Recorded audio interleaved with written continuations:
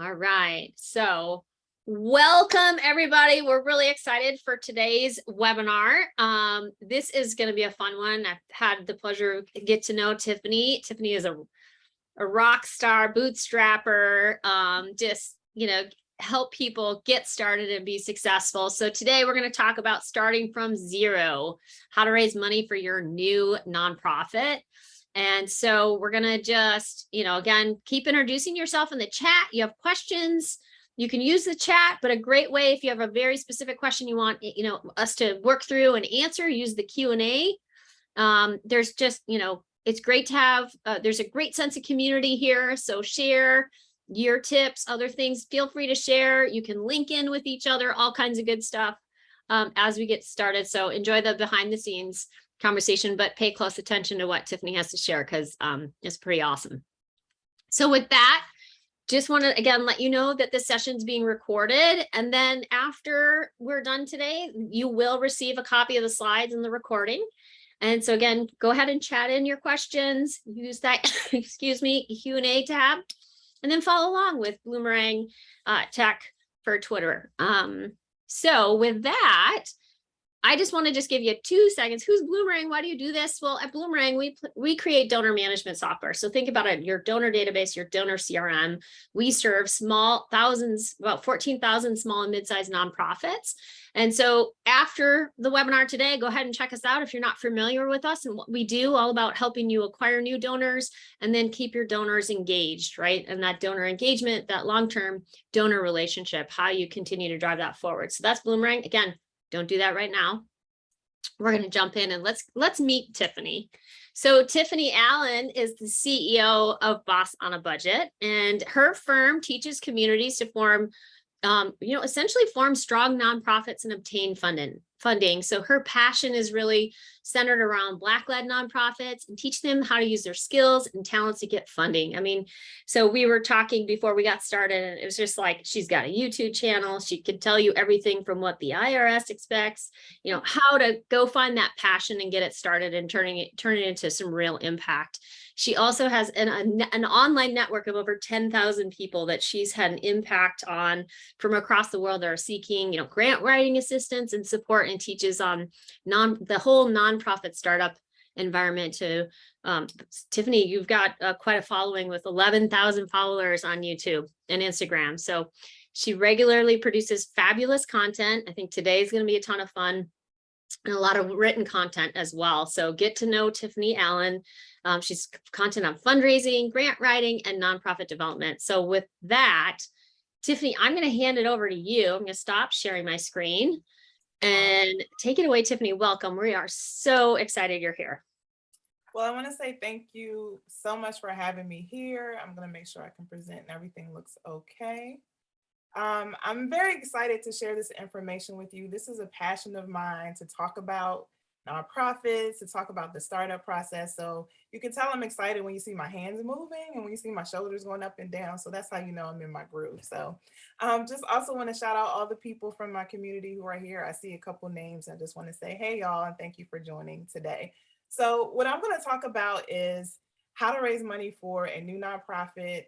You have very little money in the bank or $0. Where do you start? What do you do? What are the strategies you should focus on? And a lot of this stuff can also translate for small nonprofits who've been around for a while as well. So I don't want you to feel like this won't apply to you as well. I just want to share a little bit about myself. So Anne shared my history and my passion. I really do have a passion for the startup process. That part of the process is often ignored when you see nonprofit resources and the nonprofit information that's out there. And I saw a gap, and I have specific experience of like how hard it is to start a nonprofit when you don't have a lot of followers, you don't have a huge network, and you're literally starting from ground zero. So my passion is to help people use their own strengths, their assets to grow. Like, you do have a power. We're going to talk about that and how you can use that to gain funding. All right. And so if you're looking for me, you can catch me on YouTube. You can catch me on Instagram and Facebook at Boss on a Budget. But let's just dive right in. Okay. So I want you guys to talk to me today. I want to hear from you and where you are. So I'm going to read these 4 statements. And if any of these 4 statements relate to the situation you're in right now, I want you to drop it in the chat. We want to know where you are. No judgment here. We're going to be completely open and honest about what our needs are. So how many of you have been unsuccessful with securing grant funding? So maybe your go-to was that magical grant you're looking for, and you just knew it was, change everything and solve all your fundraising problems, but you haven't been able to get that grant. Or maybe you've done a bunch of GoFundMe campaigns, and not even GoFundMe, but Facebook or anything like that, and they just aren't working. You're not sure why. Or you have little to no social media followers, so you feel like, well, people don't know us online, so how can we leverage online tools? Or how about this? You're just tired of paying for everything out of your pocket. I see a bunch of 4s, and I hear that a lot. A lot of people are just like, I'm tired of paying for everything. I would just love to learn how to make money and make money consistently. So the strategy that I'm going to share today is how you can use your network to build from zero. And I'm going to give you a specific example of how I've done this with another nonprofit. And we're going to work together so you can design your own campaign as you go along with me. So I'm going to talk about peer-to-peer fundraising, and I'm going to share what that is and what that looks like. We're going to actually walk through how to design your campaign. So all the different elements of a campaign that you should have when you're doing peer-to-peer fundraising. I'm going to give you some tips on how to motivate your team to raise money on your behalf. And then also, I'm going to talk about free tools, because you may be thinking, okay, well, I have to pay money for all kinds of services and things like that. But there are definitely 3 types of tools that you can use for free to help power this campaign. And then I'm just going to round this out by understanding and just sharing why it's so powerful to thank people and always come from a place of gratefulness. So we're going to share all of that today. And I know you're thinking, Tiffany, how are we going to get through that in the next hour? But trust me, we're going to do it, and it's going to be good. All right. So if there's one thing that you see on this list that's very exciting to you, or you're like, oh yeah, I want to hear that, that's why I came today, I want you to also drop that in the chat, because I like to know where people are and what they need from me. So I'm just peeking into the chat really quickly. How to motivate peer-to-peer. I hear the frustration in the chat. Yes. Oh Lord, I am drained. I get it. I get it. All right. So we're gonna dive right in. I'm gonna go to the next screen. So before we get into the meat of it, I just want to talk about something. Let's just be very, very upfront about this. A lot of times when people feel like they're super new or they're small, you fall into what I call the land of buts.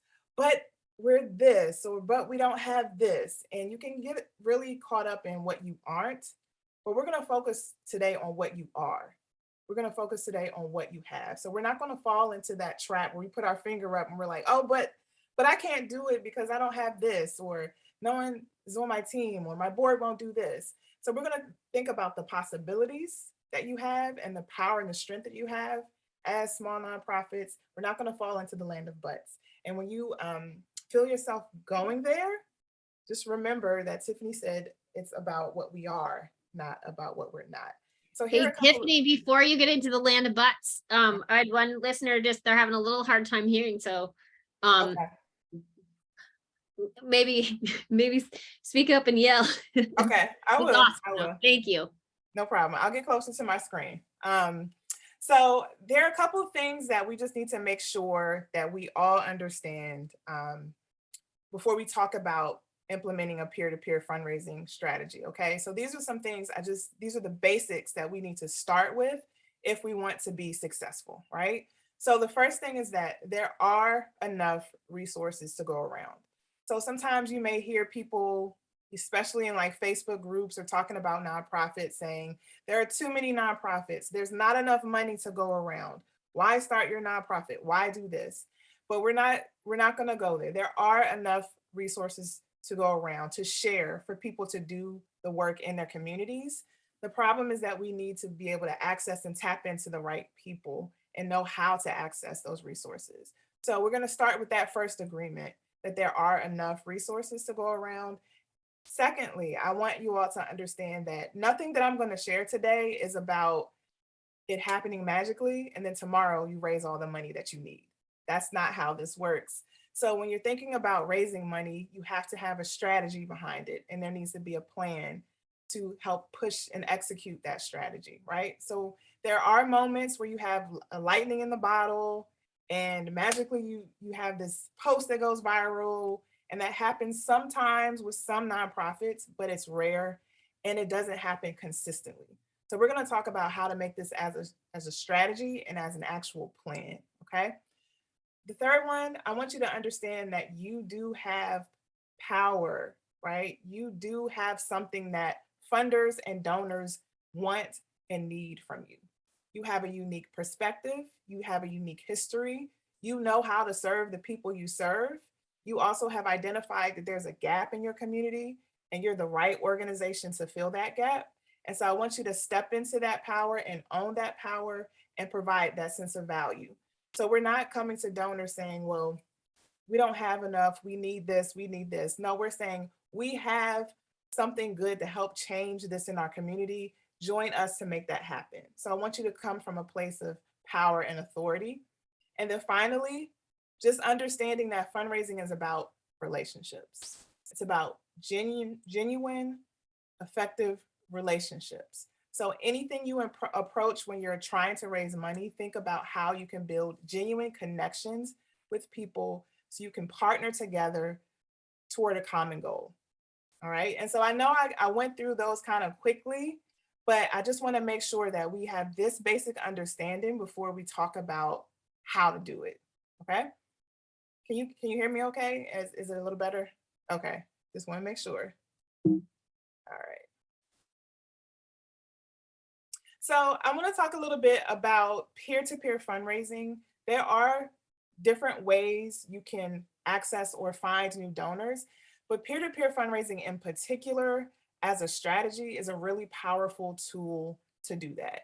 And so for those of you who do not know what peer-to-peer fundraising is, I'm going to actually talk about it. I'm going to give you some examples, but I'm also going to weave in an actual case study. So I actually worked with a new nonprofit and they used peer-to-peer fundraising strategies to raise over $100,000 in the middle of the pandemic, okay? And so I'm gonna use actual examples so you can relate, so you can see that this is possible for your organization. Just to give you a little bit of background, they completely started in June 2020, right? They incorporated in June 2020 in response to the George Floyd murder. And they did not have 501c3 status when they started the fundraising process. They eventually got it. And they had not completed one service. So before they raised that $117,000, because that's what it ended up to be, they hadn't completed one service. This was all help us change this, help us make this possible. All right. So I want you to keep that in mind as you're listening. And then just very quickly, if you're thinking, okay, well, that's that situation, that's that nonprofit. They had a very particular focus and people were really energized about what they were focused on. These are concepts and strategies that you can use across any kind of nonprofit. So the nonprofit that I'm going to share information about today was around coaching and bringing access to coaching to people of color. But this woman who actually listened to one of my workshops where I talked about this story, she does vocational training for young people in a completely different state. And she took the same concepts and the same strategies back to her board, and one board member raised $125,000 by herself. So again, before we go into the land of buts, where it's like, oh, but that's not my organization, but it's a different topic, you can use the same concepts and strategies for yourself. Okay. All right, so let's dive in. So peer-to-peer fundraising in the simplest terms is just when people are raising money on behalf of your organization. So you have a team of people who have agreed to raise funding for your organization, and you're basically sending them out like a street team to do that for you. So I have a little some icons here to give you examples of what peer-to-peer fundraising looks like in real time. People do this all the time on Facebook. They're Facebook fundraisers. People are raising money on behalf of other nonprofits, right? How many people know Joe Corby's? I'm taking this back a little bit. This may be like a regional thing, but I'm from Maryland. So when I was in school, we always had to sell Joe Corby's pizza. And they were pizza kits that people could put together and like little garlic bread things, right? And so we had to do that to raise money for our school. So our school tapped into us, into our power, into our networks to raise money using Joe Corby's pizza kits. That is another way to do peer-to-peer fundraising. And then also, how many people have participated in runs or different walks for different organizations and causes? It's the same kind of thing. They'll get people to have teams of people to come together to raise money. So I just wanted to give you some real life examples of how this plays out. I'm going to talk about what this looks like for an online campaign, but peer-to-peer has many different like iterations. It can look many different ways. So why should you do it? People give to people and organizations they trust. So when someone they know and trust is asking them to support an organization, they're way more likely to give because they trust that person. They may not know anything about your organization, but because the person who's asking them is asking them to give up of their resources, they're way more willing to do that, right? It's also a great way to get a large group of people to support your organization at once, right? So this organization that I'm going to share their story, they went from 0 to 1,000 donors in under a year. Okay. And so this strategy alone helped them to do that. It also expands your network and your visibility. So when multiple people are sharing the same type of thing about your organization, then so many people begin to see and hear about your organization, and they're going to wonder, well, should I know about this organization? What's going on? Why are so many people talking about it? And then finally, if you're looking for like your first campaign, like how do you get that startup capital that you need to do the work? Peer-to-peer fundraising is an amazing way to do that because it gives you access to new donors, and the potential that you have to ask them again and again and to have them tap into more people to support you is amazing. Okay. So what I'm going to do is actually walk through how to design your own peer-to-peer campaign. And I'm going to lift up some essential elements you need to have. And as I go through, I'm going to actually have questions on the screen, and I encourage you to write down those questions and the answers to those questions because they will help you develop your own campaign as we walk through together. So we're going to talk about the people, like the power behind the campaign. What's your campaign goal and purpose? What's your headline? How is your campaign going to be structured? And then how are you going to message about that campaign? So let's talk about the people. So a lot of times I meet nonprofit founders and they're like a one-person crusade. They're the ones doing everything. But I just really want to stress to you that if you want to be the most effective at your fundraising, and especially with a peer-to-peer campaign, you need to have a group of people who will work with you to support the back end of the campaign. So even if you have like a 2 or 3 member committee to help you design materials and make sure that the campaign launches well, you should tap into that, right? It is very difficult to do on your own. There's a lot to manage. And so when you have a group of people doing it with you, it's more effective. Now with the nonprofit that I helped, it was me doing everything, running everything, but it's hard for one person as a founder when you're doing everything else. So here's some questions you should ask yourself. Who's going to design the campaign materials? You need to have someone who's going to write and come up with the headline, who's going to write sample emails, who's going to write the text on your fundraising page when people come to give to your nonprofit. You may need a one-pager to talk about the campaign and the work that you're doing. Who is tasked with doing that, right? So you need to have a list of people who are going to do those things. You need to also ask yourself, who are my potential fundraisers? How many do we need to engage, right? So who are the people that are going to go out and be our ambassadors and ask people for money? If you are a super new nonprofit, this absolutely should be your board. This absolutely should be the people who have decided that they want to be a part of your governing body to help raise awareness about your organization. But this also could be volunteers. people who show up at events regularly, people who have signed up for your mailing list, people who are interested or who've been impacted by your services or who've received your services. There's potential everywhere for people to then become your ambassador and ask their networks to give.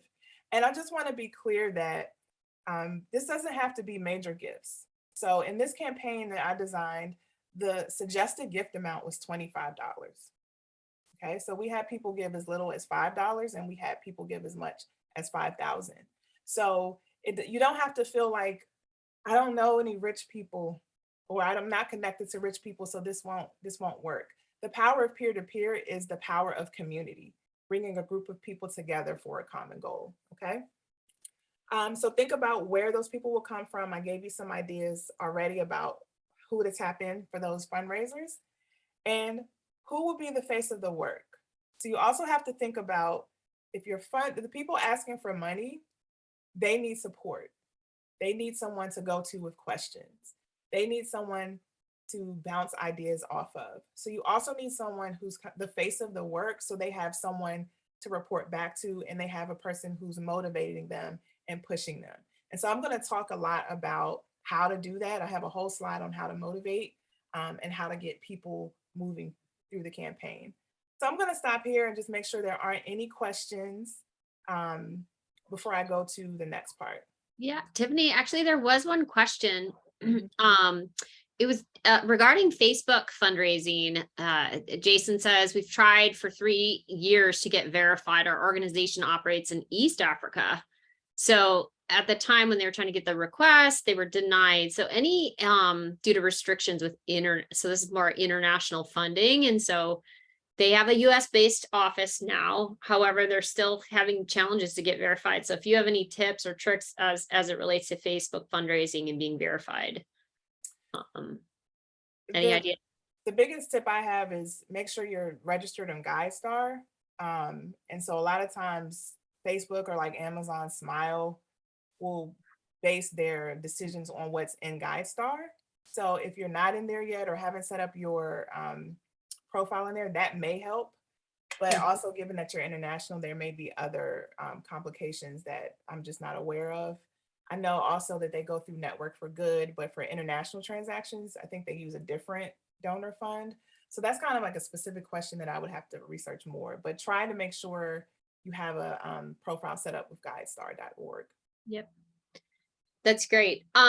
So we'll do some more digging too, Jason, to see if we have any other recommendations. Allison was just wondering, to begin fundraising, would you suggest peer-to-peer fundraising as opposed to applying for grants? If you are a new organization, I would suggest focusing on building your donor base, and peer-to-peer fundraising would help do that. If you're going to pursue grants, applying for grants is a good exercise to help you organize yourself and help you to streamline your messaging about who you are, who you serve, why it's important, and what's the impact that you make. So going through the exercise of developing grant proposals is helpful, but actually achieving like substantial grant awards is difficult for new organizations. It's possible, but grants definitely is a long game. So I think you can do both, but I would put more energy towards building a donor base because it's quicker. Mhm, mhm. Yeah. Okay, there's one last one. Kind of a question around those supporting nonprofit or so shouldn't those supporting our nonprofit also be compensated for their time, kind of like sponsors? So I think it's just wondering, maybe it's the balance. Patricia's asking about the balance between, like, when you're asking for people with their time, like, how do we compensate them, or how do we support them, or what's the approach on that? So in my experience, most people don't necessarily need monetary compensation. Now it's different because I also want to make sure that we're being equitable and for people who are actually putting up a certain amount of effort and time um, are paid for their work. But in the world of being a volunteer or being a board member, that's a little different. And so my experience has been that volunteers want to do something. They want to see change. So they're happy to help. People are looking for ways to make a change and they don't know how to do that. So when you invite them to work and help your nonprofit, it gives them an opportunity to live out that piece of themselves that can't be fulfilled in other areas. And it isn't necessarily that they're looking for money. So I wouldn't even necessarily lead with, we'll compensate you for this. A lot of times that compensation is to be a part of a community, to feel like they're doing something. There's so much else going on in the world right now that people want to be a part of some good. So it hasn't been my experience that people feel obligated for compensation to do this work. Okay, so I'll move ahead so I won't get too far behind. So let's talk about, in designing your campaign, what your goal is. So you absolutely need to identify a fundraising goal as a part of your campaign. How much do you need to raise? For this particular organization I worked for, it was $100,000, right? And so that was helpful for me to conceptualize, because I needed to understand, well, how do we get to $100,000? How many people will that take, right? And so I had to identify what the North Star was. And so that was also communicated to the fundraisers, that was communicated to the people who were potential donors. We're trying to reach $100,000. But even beyond that, how will the funds be used? Because a question you'll get often is, if you want me to give to your organization, I need to understand, what are you going to do with that money? What's happening? Where is that money going to go? People are really concerned about, will my money be used efficiently and effectively? So it's important for you to understand, how do we want to use that money? So a lot of times new nonprofit founders would say, I think I want to raise $5,000, but they haven't put together a budget to understand where that money will go or how that fits into their budget. And they don't have an overall fundraising plan to determine how that fits with other ways they're going to make money. So you got to be clear for yourself, where's that money going? What activities will that money be used for? And that also helps with your messaging, right? So when there's another slide that I have about messaging that talks about, how do you communicate what you're going to do with this campaign to your donors, right? How is that being communicated? And part of what you need to communicate is what's happening with the money. But even beyond the actual activities or the things that will be funded, you need to think about the impact of it all. So a question you should ask yourself is, what will the money help you accomplish? What change in a person's life or in a particular situation will be brought about as a result of the money? Because people don't necessarily get inspired by a list of activities. They get inspired by a story of change. And so if you can imagine for yourself, this is our state now, but with this money, this is what it will be. This is the hope of what it will be. Then people will buy into the hope of it all. So I know some people get nervous and intimidated by the fact that we haven't done anything yet, right? We haven't changed anything. We're asking for money to do something. But when you can be concrete about, this is the change that we hope to see, and this is what this money will do, then people really do get bought into the idea that they can be a part of that change, okay? So when we talk about our goal that absolutely connects to your headline, I like to have like a tagline as a part of the campaign to make sure people understand right away what this is for. So some questions you can ask yourself is, what is that one concrete statement that helps people quickly see how their donation will help? People want to put themselves in the work, right? They need to be able to see themselves and how they can change a situation or a problem. So the tagline that we created was, help us coach 100 people of color. We put a number on it. That's another tip that I also want you to take note of. When you're very specific in that way, people can understand the scope. People can see themselves in it. They can say, I know that 100 people will be helped as a result of my $20 donation, right? It's all going towards that. So the more concrete you can be and specific about where it will be really helpful as you design your campaign. And again, I want you to think about the headline in terms of impact and not necessarily on the organization. So instead of saying, help us launch our organization, it could be, help us serve 10 families, right? So it's focused on the impact that you're making, the people you're serving, not necessarily the fact that you need to launch your organization or you need to pay yourself. I would never say, oh, help us start so we can start taking the salary. That's not compelling for people, even though that's important. It's not compelling to the donor. So how can you center it on the impact? And also, how are you putting the donor, how are you inviting them to make the change with you? So that help us, right? Help us make the change. Like, we're inviting you to help us change, partner with us to do this. That's the kind of wording and verbiage you should be mindful of when you're developing your headline. I hope this makes sense. And please let me know in the chat if it is, okay? So let's talk about the design. If you're thinking about a campaign, you don't want to just throw out a message, right? You don't want to just create a page and say, hey, we're raising money, and it just kind of go on and on and on. I like time limited campaigns that focus on a particular purpose, that focus on a particular initiative. So I talked about it being concrete. And so for the example of the nonprofit that I worked with, it was, we did about a 40-day campaign, and we broke up the campaign into two different ones. We did one for 50,000 and another for 50,000. And we help people see that you contributing to this organization is going to help us get to our overall goal. So I want you to think about, in terms of time limits and how to make things contained, how long should your campaign be? Sometimes people do 1-day campaigns. So for example, Giving Tuesday, people can do a Giving Tuesday campaign and build up the momentum for people to give on one day, or you can stretch it out like we did. I normally recommend people do around 30 days.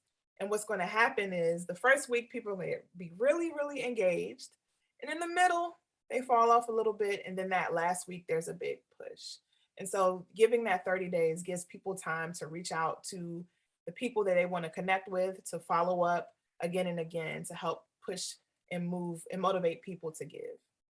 I want you to also think about how to structure your campaign. There are two ways you can think about it. You can do a team approach, or you can do individuals. And for this particular campaign, we did teams of 10. So we asked 10 people to get 10 teams of 10 to get to $100,000. So within their teams, each person had to raise $500.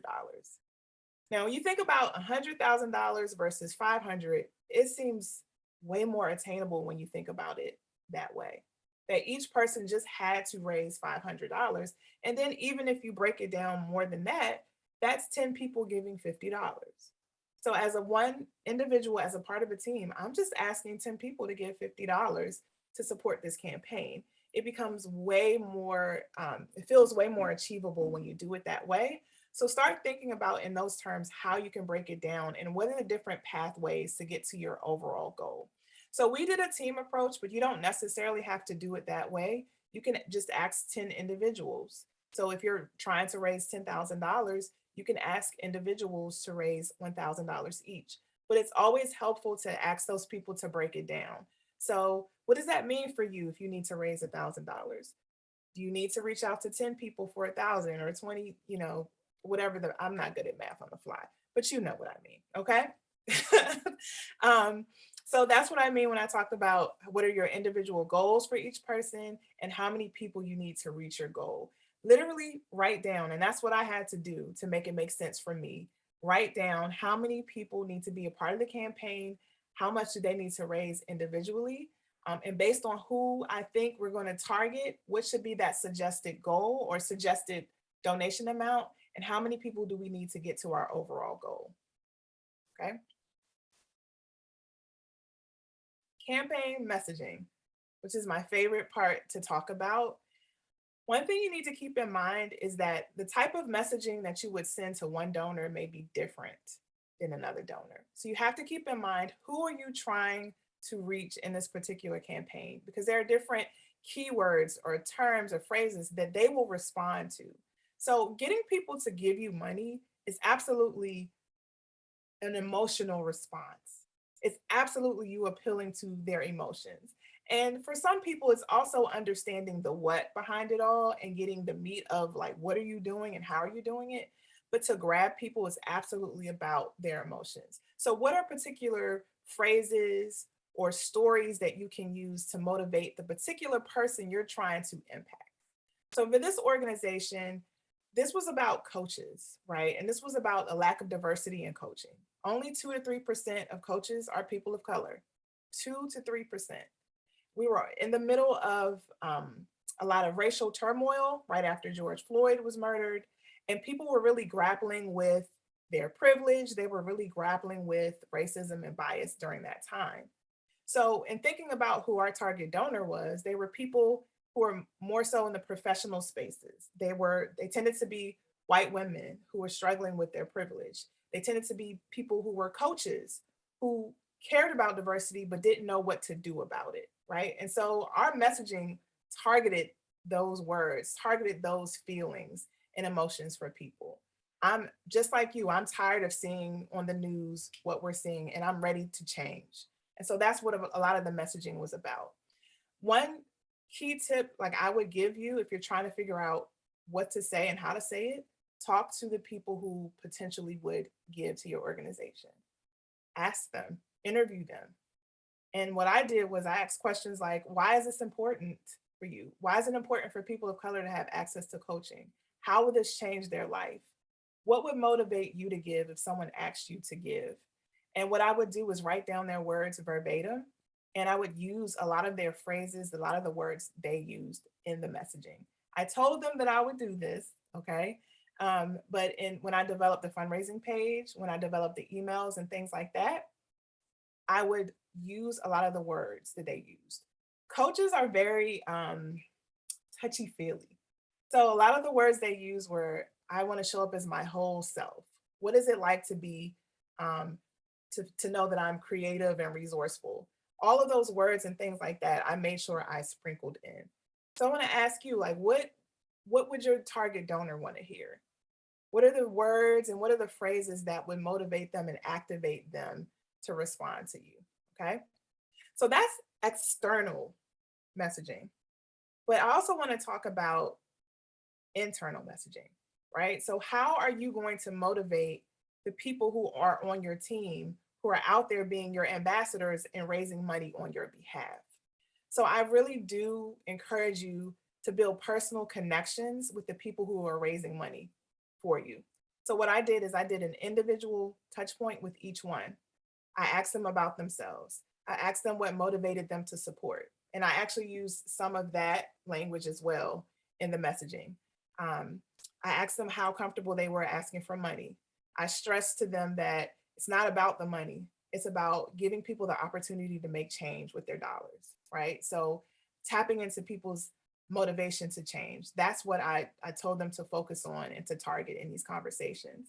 Then I shared with them, well, this is how the campaign will look, right? I explained everything so they didn't feel intimidated by the process.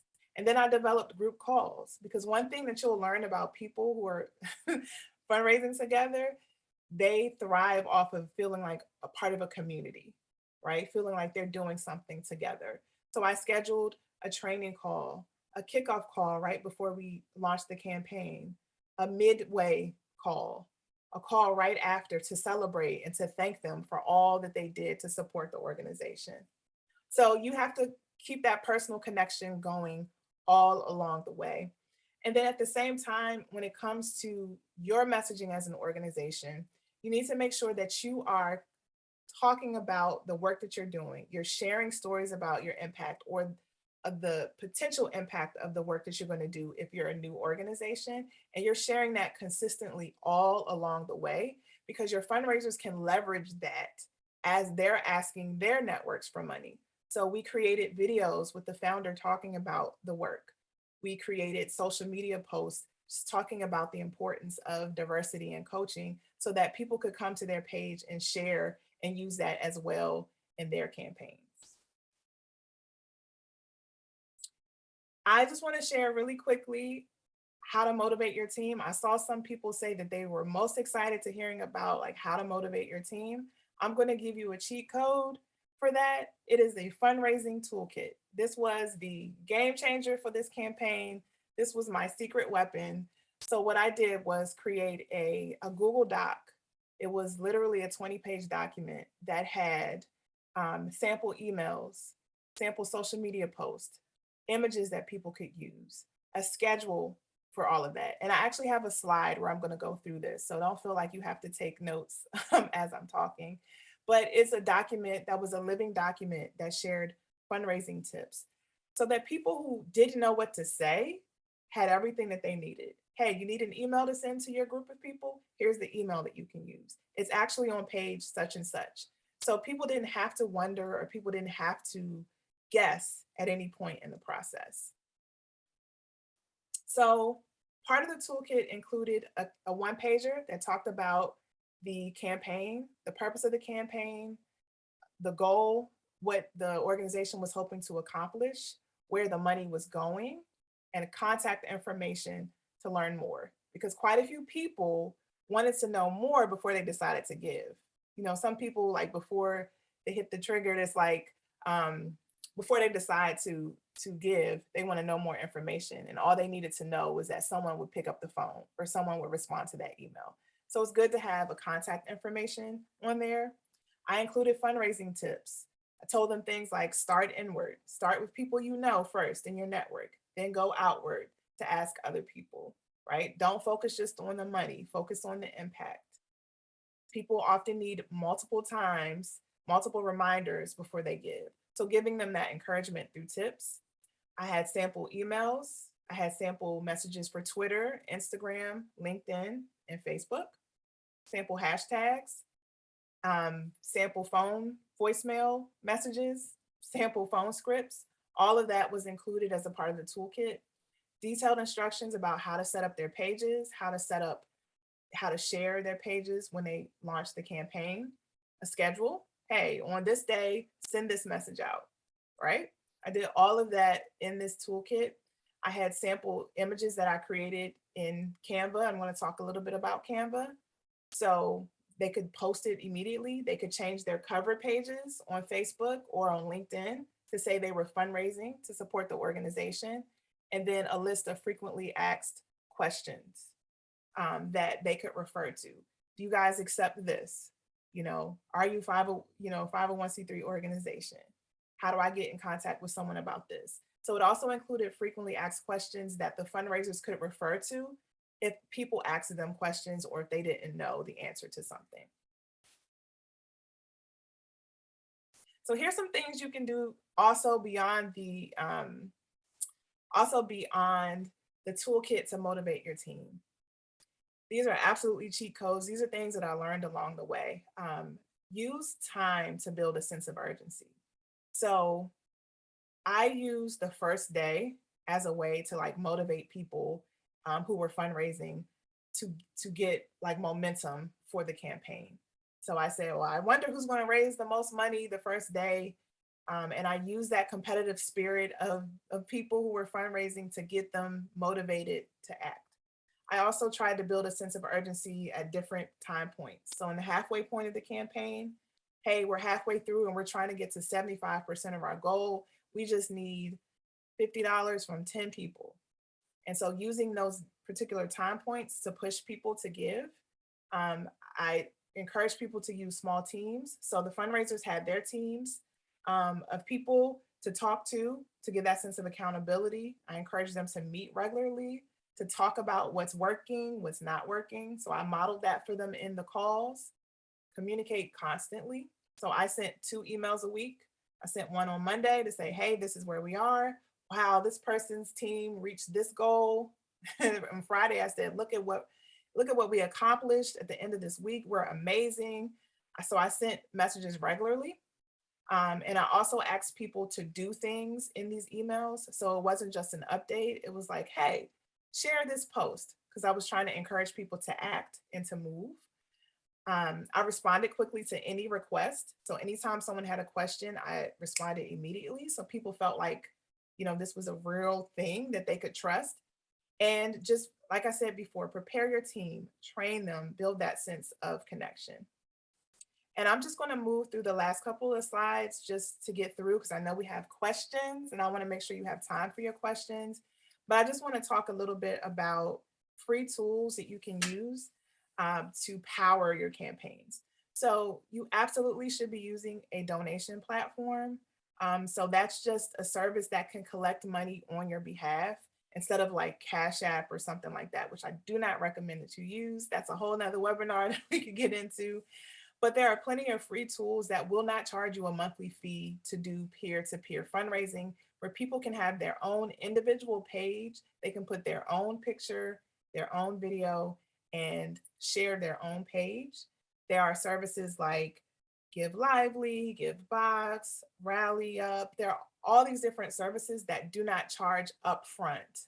So if you don't have a lot of money to start with, you can start with those services. Of course, they'll charge a fee for the processing of it, but a lot of times the donor has the opportunity to cover those fees. Social media, you absolutely should be leveraging. So I would suggest you create a content calendar 30 days before you even launch the campaign, so that when people come to your pages, because they will check you out if you're asking them to give you money, then have a content calendar where you're sharing different types of information every day if you can, so that people feel like you're actually an organization that's doing good work. So share images, share stories, talk about the work that you're doing, why it's important, encourage people to engage, ask questions, those kinds of things. Get that chatter going before the campaign and during. And then use Canva to create all of your images. And you can also link to those images. So if your fundraisers want to design their own, you can give them a link to make their own changes using your same colors, using your logo, all of that. So everything is consistent. So I just wanted to shout out those free tools. If you feel like, okay, we don't have a lot of money, we can't use that. And then just finally, like, thanking is extremely important, and making the fundraisers feel like they're a part of the work, but also the people who gave. And so here are some phrases that you can use to make people feel like they're a part of the work. And again, this is what you would say to your fundraisers, but you would also say this to people who have given. You did it, right? You made this possible. So at the end of the campaign, we sent an email and said, wow, we raised this much money. You made this possible. Because of your help, now this person doesn't have to go to school worried about would they, not having food, right? Or for a specific example, for what we did, now more people can have access to coaching who didn't have access before, because to get certified as a coach costs $13,000 or more. Now we can do that for free for someone. Imagine the change that you created in someone's life as a result. Thank you. You made this possible. Look at what you did. So framing it in that way about what you did to help us get there is really, really important for people to feel like they're a part of something. And so when you're thinking about thanking people, you should think about that before you launch your campaign. So here are just some questions you should ask yourself. Who is the person responsible for thanking, right? Who is the person who's going to reach out and to say thank you? When are they going to be thanked? Ideally, you want to thank people within 48 hours of them donating. And it can be by email, it can be by phone call, right? So you want to think about how are people thanked? Phone call is the most personal, but it's not always possible. So you may think about like a snippet of people or a small subset of people who would get a phone call, but absolutely reach out through email if you can gather their contact information to give a more personalized thank you other than a thank you receipt. And think about, how will you continue this conversation? You now have access to a bunch of people who you did not know before, who are just now being introduced to your organization. They've already given, so they are interested. How are you going to now invite them to learn more and invite them to support even more your organization? So you should be thinking about, what's the welcome email they get after they give? Hey, I want to share a little bit about what we do or what we plan to do, just so you can know more. People really get engaged when you share information like that, okay? And so as a result of this campaign, the organization I worked with, they have now an email list of over 2,000 people who they can now share information, share updates with. And now at the end of the year, they can be a part of their end of year giving campaigns. And they now have a healthy pool of people that they can tap into when they need financial resources that they should be communicating with along the way. So I'm actually going to stop here for questions because I want to make sure that people have questions, and I haven't been able to look in the chat yet because I've been trying to get through the information, but I'll stop here for questions. Tiffany, that was awesome. Lots of great kudos from the whole community here today. One question was, you referenced the toolkit. Is that something you can make available? Or you have a sample or something like that would be the question. I do have a workbook that helps you outline your plan for your peer-to-peer workbook. So I can share that in the email that's sent out after this. That's great. Another question was around goal setting, and a question from Allison: did you create a budget goal and then share it with the rest of the fundraising team, and or like how specific of what you're sharing with them? And she's asking because sometimes she's like, it's difficult to convince others to raise funds for salaries and things like that. So it's like setting that goal, and then how much of that goal do you communicate outward from that standpoint?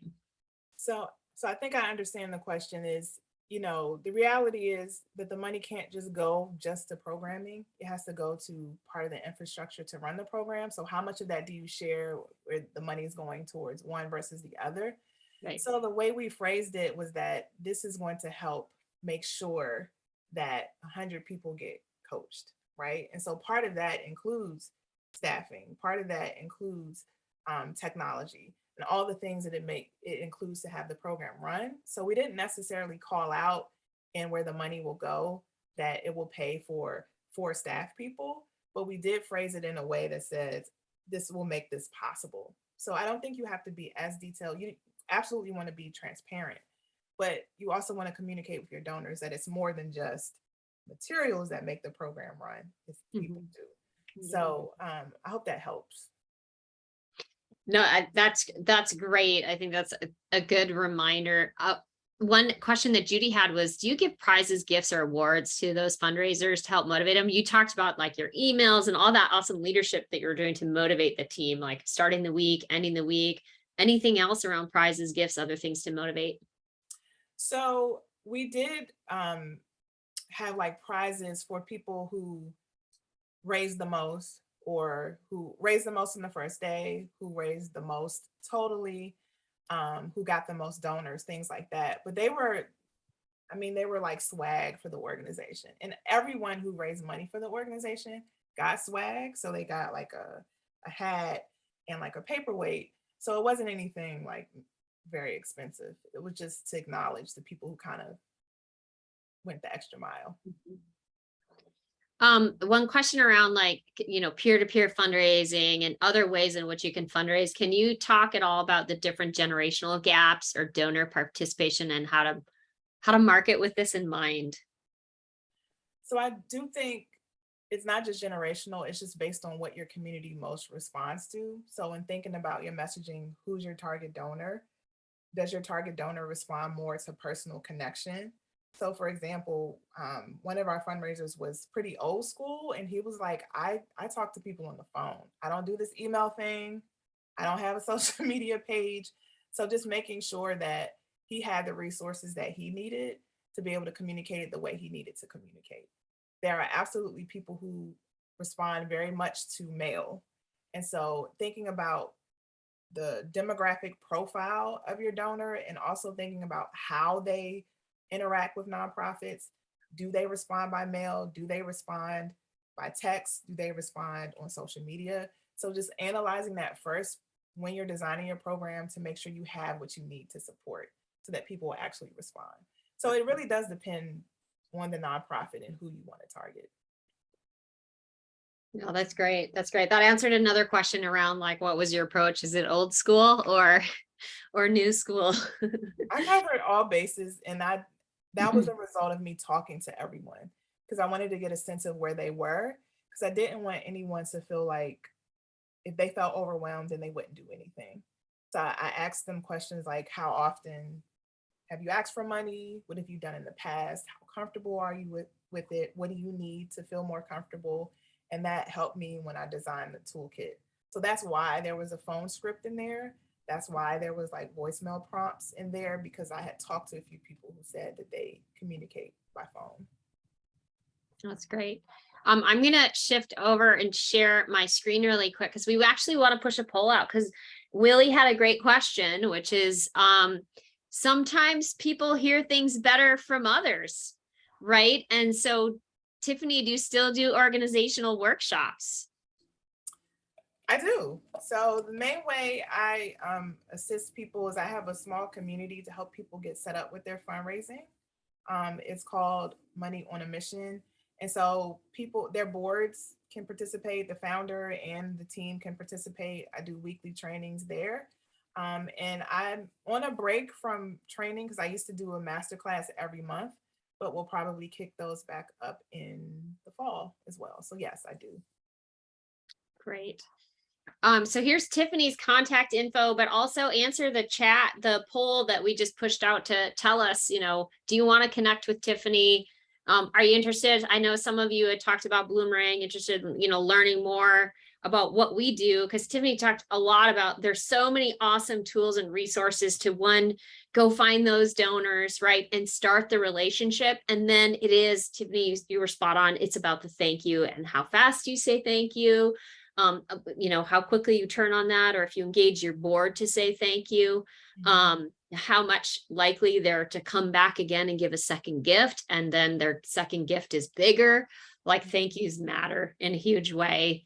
So Tiffany, this was phenomenal. You've given me some ideas as well. So I love this, like, you know, how I think about things from just a marketing perspective. So Tiffany, thank you so much. And again, this is all recorded. You're going to get the slides. You're going to get some links to some amazing resources and a lot of things that Tiffany referred to throughout her presentation.